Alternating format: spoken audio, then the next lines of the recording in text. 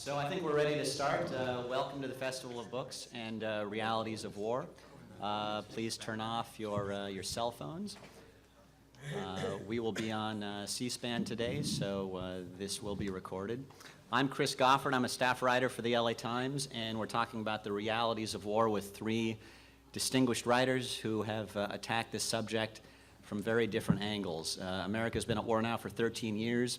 And the statistics we hear now are that 22 veterans a day are killing themselves, and that of the 2 million U.S. vets who have been to Iraq or Afghanistan, some 20 to 30% are afflicted by post-traumatic stress disorder. That's 500,000 people who are entering the country psychologically wounded. A word about my background. Last year I did a series on veterans for the LA Times called Invisible Wars, and I followed Iraq veterans and their families as they coped with homecoming. And getting to know these families, I developed a strong interest in the subject, so I'm particularly eager to hear what our panel has to say today. I'll introduce our guests, I'll ask them a couple specific questions, questions specific to their work, and then we'll do some general questions and open it up to the audience. David Finkel is a journalist and author who since 2007 has been documenting the effects of war on the human psyche. His most recent book, the critically acclaimed Thank You for Your Service, chronicles the challenges faced by American soldiers and their families in war's aftermath. It has received numerous awards. His previous book, The Good Soldiers, a best-selling account of a U.S. infantry battalion during the Iraq War surge, won multiple awards and was named a top 10 book of the year by the New York Times. He's an editor and writer for the Washington Post. He has reported from Africa, Asia, Central America, Europe, and across the United States. He's covered wars in Kosovo, Afghanistan, and Iraq.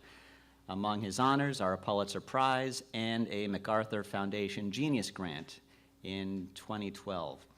To his right is David Morris. David is a former Marine infantry officer, the author of Storm on the Horizon. He covered the wars in Iraq and Afghanistan for Slate, Salon, and the Virginia Quarterly Review. His first dispatch for the Virginia Quarterly Review from Iraq, titled The Big Suck Notes from the Jarhead Underground, was included in the Best American Non-Required Reading 2007. His work has appeared in The New Yorker, Foreign Policy, and the Surfer's Journal. In January 2015, Houghton Mifflin will release his book, The Evil Hours, a biography of post-traumatic stress disorder. And to my left is Janet Burroway. She's the author of 8 novels, including the Pulitzer-nominated The Buzzards.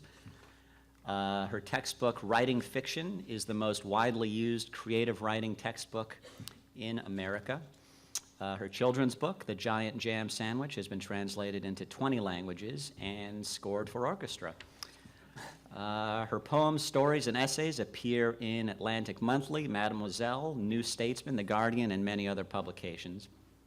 Her memoir, Losing Tim, The Life and Death of an American Contractor in Iraq, which is about her son, will come out in April 2014 from Think Peace Publishing. Please welcome our guests.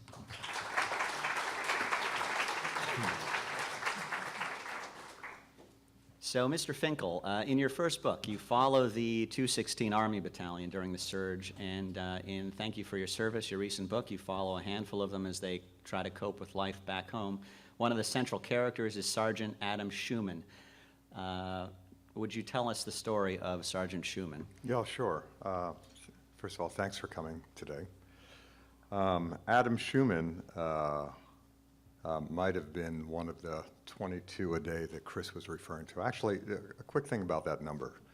The LA Times has done some reporting on this. A team I run at the Washington Post has done some reporting on this figure. It's, just to be clear, it's not 22 Iraq and Afghanistan vets a day.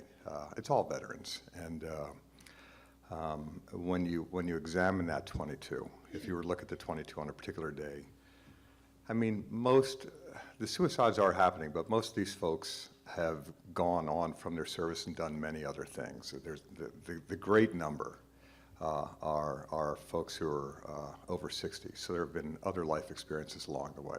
It's just worth pointing out that it's not the assumption is this is a direct line from a war experience to a suicide. And while I'm not saying it's not, it's not that it necessarily is. The other part of the 22 is that when we look at the 2011 numbers, the most recent, there is a spike in the number of young people who are taking their lives. Adam Schuman, I'm happy to say, is not one of them, but might have been. I met him while I was reporting my first book, The Good Soldiers, when during a quiet period I was asking around one day, so who's a great soldier I need to meet? And one young officer said, so this guy Schuman, he's about the best. And a little time went by, it got busy again, I did some reporting, it got quiet again. So one day I went to see this guy Schuman, walked into his room, and the great soldier who was waiting in that room was by himself. He was gaunt, he was haunted looking, he was sitting alone on his bunk, and I introduced myself and said, I hear he's a great soldier. And he kind of shrugged and said, maybe so, but I'm leaving. And what had happened is happened so often after 3 deployments, about 1,000 days in rather intense combat. This great soldier just couldn't do it anymore. And so I stayed with him until he left the war. I can't remember if it was that day or the next day, but basically his walk to the helicopter out of there was a man who, we can quarrel all day about the policies of these wars, but this was a guy who by every measure had been a great soldier, and as he walked to the helicopter out of the war, he wasn't feeling any sense of accomplishment or success, but this was a man in his mid-20s cloaked in guilt and shame for having to leave, that he couldn't do it. He's waiting for the helicopter, maybe 6 guys in line. Helicopters come in, and it's this loud, I mean, you can imagine this loud clattering scene and noise and dust and blah, blah, blah, and the whole line moves forward. And when Schuman gets to the front of the line, the guy running the line stops him. And he yells, next one's yours. So everyone leaves. Now it's just Schuman by himself, waiting for the next helicopter. Here it comes eventually, and it's a helicopter with a big red cross on the side. And in that moment, you know, he gets it. It's the helicopter for the injured and the dead, and that's who he's become. That's his identity now. He's injured, he's dead, he's done, and he goes home.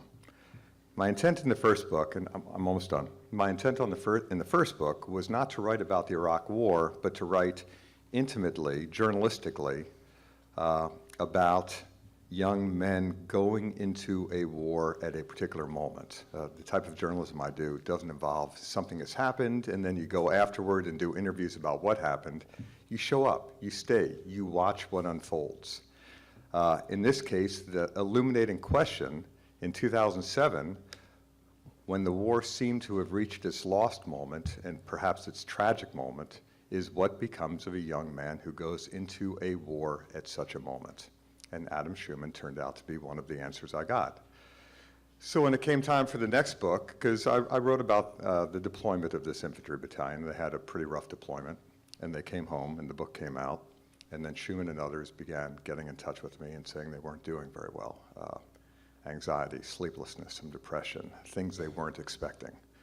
And so what occurred to me is that tragic moment, maybe this was it. Not there, but here, as all of these people who did well in this battalion now get down to trying to recover from the experiences of what they did, what they saw, what they didn't do, what they tried not to see, and on it goes. So basically, Adam Schuman comes home, and thank you for your service begins with him. And the opening line of the book is 2 years later, Adam drops the baby. And then the book goes on from there to trace not only Adam, but his wife Saskia, their children, and this whole cluster in Kansas of people who served well and now are trying to get better. So I have a question about the reporting of the book,